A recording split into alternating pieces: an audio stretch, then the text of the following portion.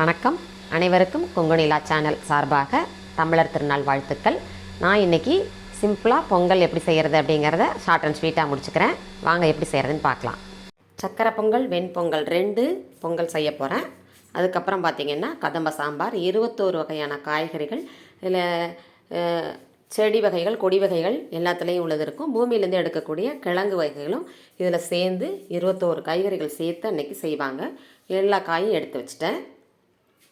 இதை அப்படியே கட் பண்ணி பருப்பு போட்டு எப்பவும் போல் நம்ம அப்படியே கூட்டு மாதிரி கூட்டு குழம்பு கதம்ப சாம்பார் அப்படின்னு சொல்லுவாங்க. இப்போ பொங்கலுக்கு சக்கரை பொங்கல், வெண்பொங்கலுக்கு ரெடி ஆகிட்டே இருக்குது. சக்கரை பொங்கலுக்கு அச்சு வெல்லம், முந்திரி, திராட்சை, ஏலக்காய் எல்லாம் ரெடி பண்ணி வச்சுட்டேன். வெண்பொங்கலும் ரெடி ஆகிட்டே இருக்குது. வெண்பொங்கல் ரெடி. சக்கரை பொங்கல் பார்த்திங்கன்னா முந்திரி, திராட்சை வறுத்து கொட்டி அதையும் ரெடி பண்ணிட்டேன். கதம்ப சாம்பார் நல்லா கூட்டு கூட்டாட்டம் திக்காக வைக்கிறது, அதுவும் நமக்கு ரெடி ஆயிடுச்சு. தமிழர் திருநாள் வாழ்த்துக்கள் அனைவருக்கும். நெக்ஸ்ட் வீடியோவில் பார்க்கலாங்க.